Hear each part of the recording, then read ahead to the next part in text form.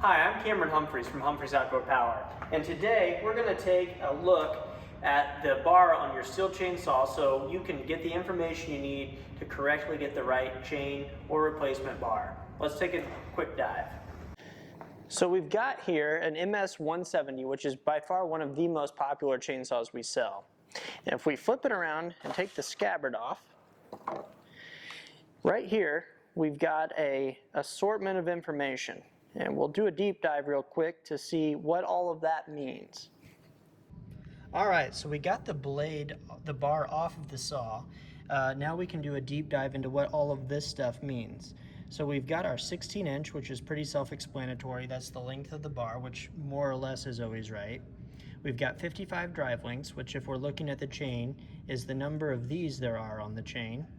We've got 43 gauge, which is the thickness of each tooth.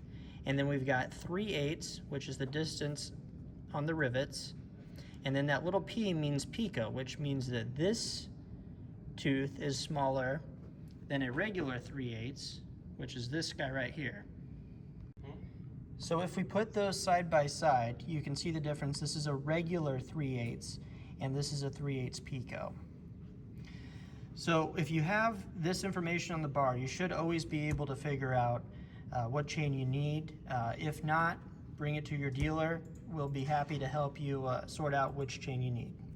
So there you have it. It was fast, it was short, but real quick we went over kind of the high level, the information that's on the bar, what it means, and how you can figure out which chain fits on there, or at least a little bit more informed whenever you go to pick one out.